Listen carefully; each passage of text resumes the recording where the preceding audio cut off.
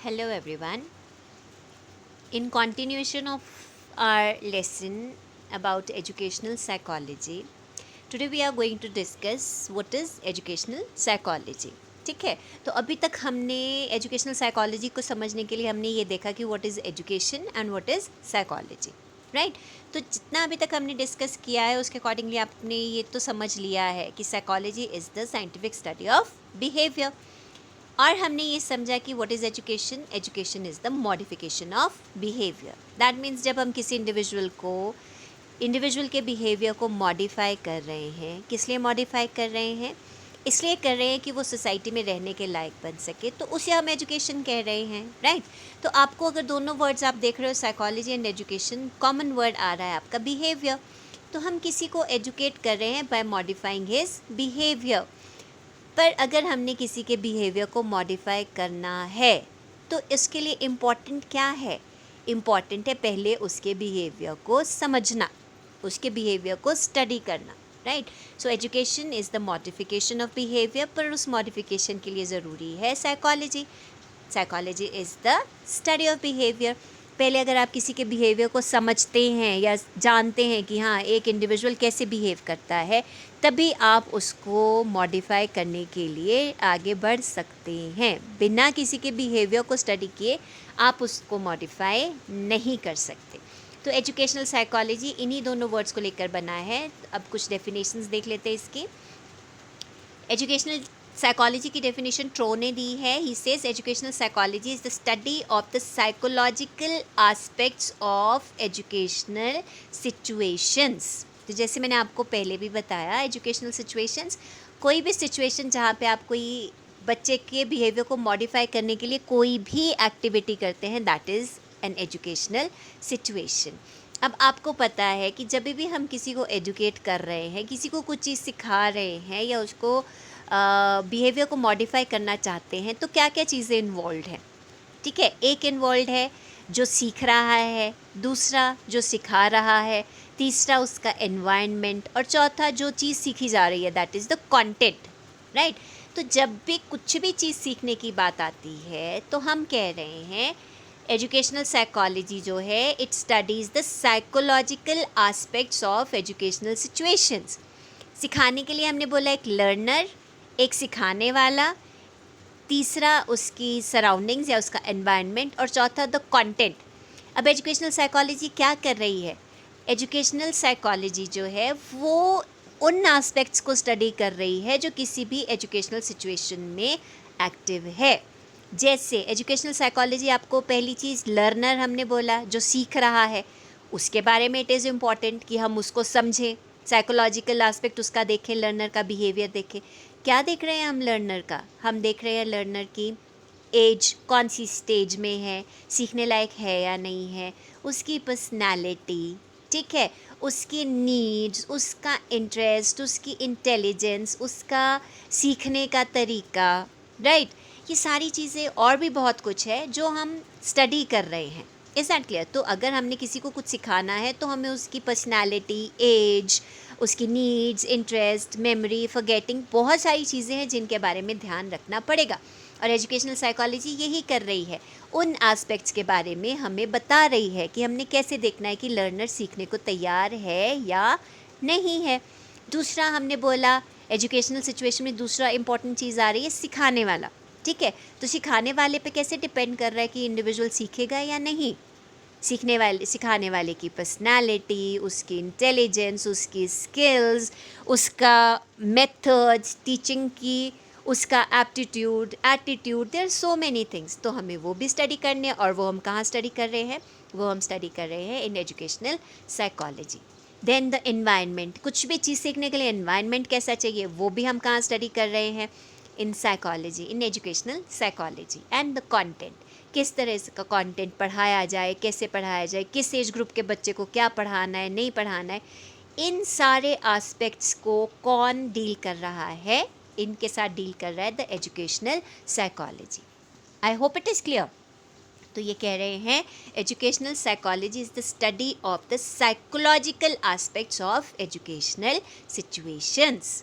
Education तो एक चीज़, एक है ही है कॉन्सेप्ट, ठीक है। पर और जब हम किसी को कुछ चीज़ सिखा रहे हैं तो उसके अंदर साइकोलॉजिकली कौन कौन सी चीज़ें इन्वॉल्व हैं, क्या चीज़ें हैं जिनके ऊपर हमें ध्यान देना है, वो सब हम पढ़ते हैं in educational psychology. I hope it is clear. Kolesnik ने फिर एक डेफिनेशन दी। He says educational psychology is the application of the findings and the theories of psychology in the field of education. Psychology एक totally different subject है, education एक totally different subject है, but ये कह रहे हैं एजुकेशन की फील्ड में जब हम वो सारे फैक्ट्स, प्रिंसिपल्स, थियोरीज जो साइकोलॉजी वाले सब्जेक्ट में ढूंढ करके निकाली गई हैं, उन थियोरीज को जब हम एजुकेशन की फील्ड में अप्लाई करते हैं तो उसे हम एजुकेशनल साइकोलॉजी कहते हैं। एक डेफिनेशन आपको दी है क्रो एंड क्रोन ने। ही says educational psychology explains and describes the learning experiences of an individual from birth through old age. Simple कि पैदा होने से लेकर के ओल्ड एज तक किस किस स्टेज से इंडिविजुअल गुजरता है और हर स्टेज में वो कैसे सीखता है, उसके सीखने में कौन कौन से फैक्टर्स इन्वॉल्व होते हैं। जब हम उन सबको समझते हैं, एक्सप्लेन करते हैं, डिस्क्राइब करते हैं, तो उस चीज़ को हम एजुकेशनल साइकोलॉजी कहते हैं। I hope it is clear. Peel ने एक व्यू दिया है।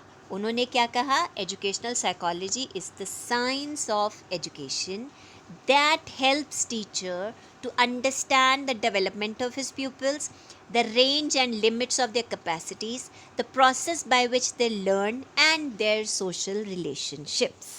Right? तो अगर जस्ट में एक में बोला जाए तो एजुकेशनल साइकोलॉजी कर क्या रही है? एजुकेशनल साइकोलॉजी एजुकेशन के प्रोसेस में जो पूरी साइकोलॉजी इन्वॉल्व है, ठीक है। एजुकेशन मीन्स किसी के बिहेवियर को मॉडिफाई करना। कब सीखेगा, कैसे सीखेगा, बढ़िया कैसे सीखेगा, क्या मेथड यूज़ करे, कैसे करे, टीचर्स कैसे होने चाहिए, कैसा एनवायरनमेंट क्लास का क्रिएट होना चाहिए, किस तरह से डील करना चाहिए, कौन से मेथड से बच्चा ज़्यादा अच्छा सीखेगा, कौन सा मॉडल टीचिंग का हमने अप्लाई करना है, किस बच्चा क्लास के अंदर उसका बिहेवियर कैसा है। हर बच्चा सेम नहीं है, ऑल इंडिविजुअल्स आर डिफरेंट, वो भी हमने ध्यान में रखना है। और हर बच्चे की पूरी ग्रोथ के लिए और उसकी कंप्लीट एजुकेशन के लिए हमें हर बच्चे का साइकोलॉजी समझनी पड़ेगी। प्लस नॉट जस्ट बच्चे की बट पूरा जो हमारा एक एजुकेशनल सिस्टम है, ठीक है, जिसके अंदर इन्वॉल्व है learner, teacher, environment and the content, उन सारे एस्पेक्ट्स को जब हम स्टडी करते हैं, that study is known as educational psychology. अब आपको अगर ये पिक्चर आप देख रहे हैं तो आपको इसके अंदर दो चीज़ें दिखाई दे रही हैं, राइट। इन दोनों सिचुएशंस को अगर आप कंपेयर करेंगे तो वही काम एजुकेशनल साइकोलॉजी कर रही है एजुकेशन के सिस्टम में। क्या दिख रहा है आपको इसके अंदर? एक ट्रेडिशनल तरीका चला हुआ और एक टेक्निकल, ठीक है, टेक्नोलॉजी का यूज़ किया जा रहा है। अब क्या डिफरेंस है इसके अंदर? एजुकेशनल साइकोलॉजी ये कह रही है it is the science of education. जैसे आप जब टेक्नोलॉजी का यूज़ करें इन फार्मिंग तो क्या हो रहा है, आपका इनपुट लग रहा है मिनिमम। कैसा इनपुट? लेबर कम लगेगी, एनर्जी कम लगेगी, टाइम कम लगेगा, और आपको मिलेगा क्या? Maximum output. क्वालिटी भी होगी, क्वांटिटी भी होगी, और जो फिनिश प्रोडक्ट है वो ज़बरदस्त होगा। Is that clear? Quantity wise and quality wise. वही ये कह रहे हैं कि जब आप एजुकेशनल साइकोलॉजी को यूज़ करेंगे इन योर एजुकेशन सिस्टम तो आपका एफर्ट्स जो इनपुट हैं वो मिनिमम लगेंगे, और जो आप क्वालिटी प्रोड्यूस करेंगे स्टूडेंट्स की, अपने लोगों की पढ़ने के बाद, that quality will be finished, ठीक है। क्वांटिटी भी बढ़िया होगी एंड क्वालिटी भी बढ़िया होगी। अच्छे पढ़े लिखे लोग जिनकी साइकोलॉजी के साथ आप डील कर रहे हैं, जब उन एस्पेक्ट्स को ध्यान में रख के आप पढ़ाएंगे तो बच्चा ऑब्वियसली एक अच्छा इंडिविजुअल ही बनकर निकलेगा, राइट। अब इसके बाद अभी तक आई होप आपको क्लियर है व्हाट इज़ एजुकेशनल साइकोलॉजी। दूसरी चीज़ जो हम करने वाले हैं that is the nature of educational psychology. किस तरह का सब्जेक्ट है एजुकेशनल साइकोलॉजी? तो अभी तक जितना हमने डिस्कस किया उससे आपको कुछ तो पता चल ही गया होगा कि what is the nature of educational psychology. देखते हैं इसके कैरेक्टरिस्टिक्स। पहला हम बोल रहे हैं एजुकेशनल साइकोलॉजी इज़ साइंटिफिक। हम क्यों कह रहे हैं कि एजुकेशनल साइकोलॉजी जो है वो एक साइंटिफिक सब्जेक्ट है? इसलिए साइंटिफिक है क्योंकि it is well organised, it is systematic, और जो भी इसके अंदर बॉडी ऑफ फैक्ट्स है, जो भी थियोरीज प्रिंसिपल्स निकले हैं, वो यूनिवर्सली एक्सेप्टेड हैं। ठीक है, वो थ्रू आउट आप वर्ल्ड कहीं भी चले जाएंगे, जो इसके अंदर आपके प्रिंसिपल्स और फैक्ट्स निकले हैं, वो हर कंट्री के अकॉर्डिंगली, हर सिचुएशन के अकॉर्डिंगली एक्सेप्ट किए जा सकते हैं। Why? Because they are supported by relevant psychological laws and principles. ठीक है, हवा में बोली गई चीज़ नहीं है। एजुकेशनल साइकोलॉजी जो सब्जेक्ट है दैट इज़ साइंटिफिक, पूरा बॉडी ऑफ नॉलेज है, सिस्टमैटिक है, वेल ऑर्गेनाइज्ड है, इसलिए इसे हम कह रहे हैं इट इज़ साइंटिफिक। जैसे एग्जाम्पल आपको दिया गया है द लॉ ऑफ इफ़ेक्ट, आपको पता है ये साइकोलॉजी के अंदर निकाला गया एक प्रिंसिपल है, लॉ ऑफ इफ़ेक्ट। तो जो लॉ ऑफ इफ़ेक्ट है ये हर जगह पर, हर सिचुएशन में, हर उसमें आपको पता है कि दिस इफ़ेक्ट वर्क्स। क्या कहता है लॉ ऑफ इफ़ेक्ट? साइकोलॉजी ने निकाला है, लॉ ऑफ इफ़ेक्ट सेज कि आप जो भी काम करते हैं उसका कॉन्सिक्वेंस कैसा होता है, दैट कॉन्सिक्वेंस डिसाइड्स कि आप वो काम दोबारा करेंगे और कितनी अच्छी तरह से करेंगे या फिर नहीं करेंगे। ठीक है, तो it depends on the consequence of the work done by an individual. तो आपको ये लॉ अगर आपने स्टडी किया है या आप इसको समझते हैं तो आपको पता है कि ये एक यूनिवर्सली एक्सेप्टेड लॉ है, राइट। दूसरा ये इन्होंने बोला it is constantly in search of truth, कि जो एजुकेशनल साइकोलॉजी का सब्जेक्ट है, जो इसके अंदर फैक्ट्स और प्रिंसिपल्स निकाले गए हैं, it is always in search of truth. उनको हम एब्सोल्यूट या परमानेंट नहीं मानते हैं। जो भी फाइंडिंग्स आपकी एजुकेशनल साइकोलॉजी के अंदर निकली हैं उनको हम एब्सोल्यूट या परमानेंट नहीं मानते हैं।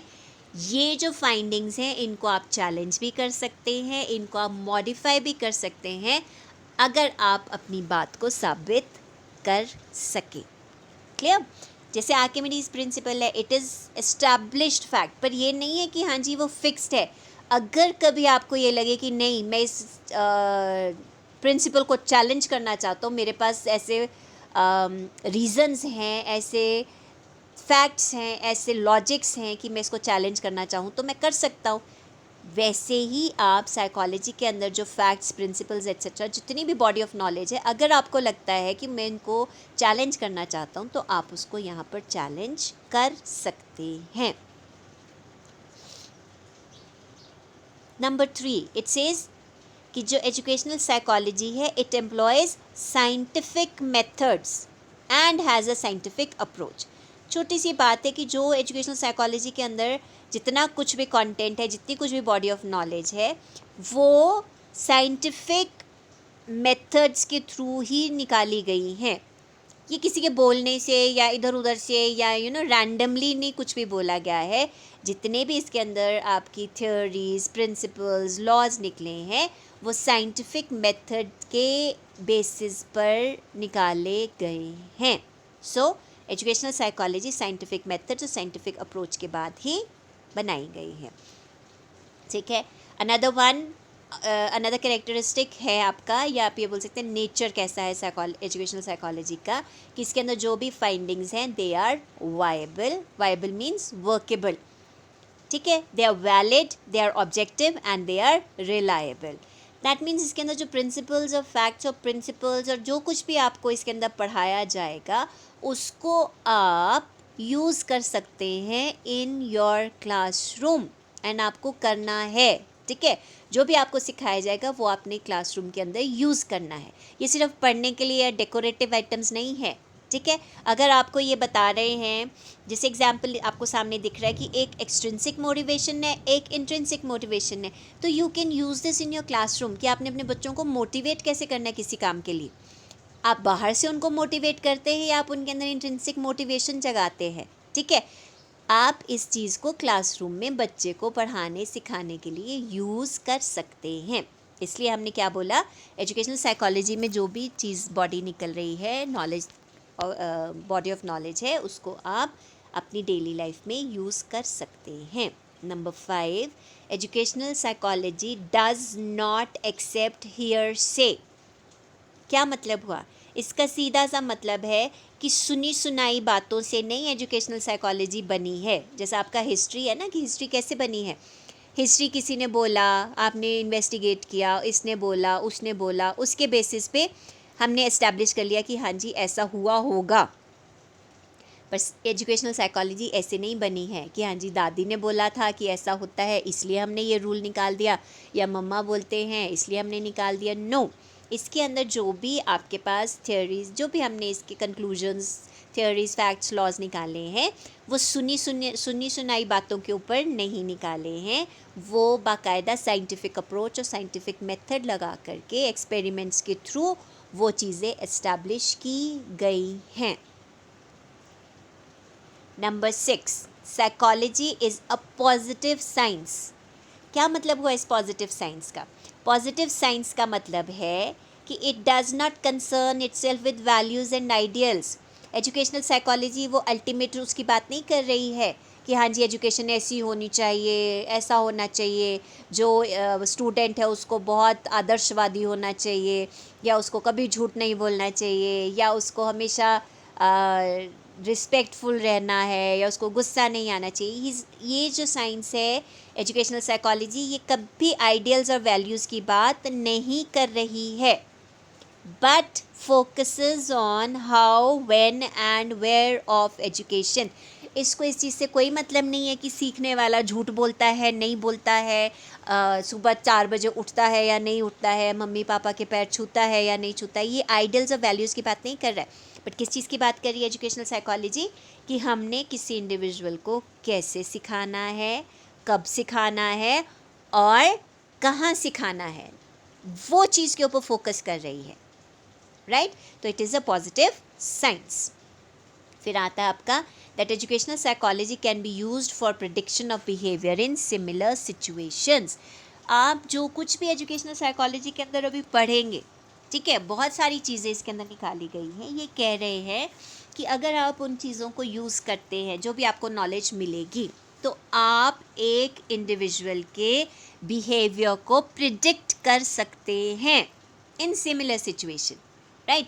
जैसे आपको देखो, रीइंफोर्समेंट की अगर हम बात करें, दिस इज़ एन एग्जाम्पल, कि अगर बच्चा देख रहा है किसी को कि हाँ जी रीइंफोर्समेंट का क्या असर पड़ता है, कि जैसे आप छोटे बच्चे को बोलो कि if you will write neatly I will give you toffee, तो वो उसको कैसे एक्ट कर रही है, it is acting as a reinforcement.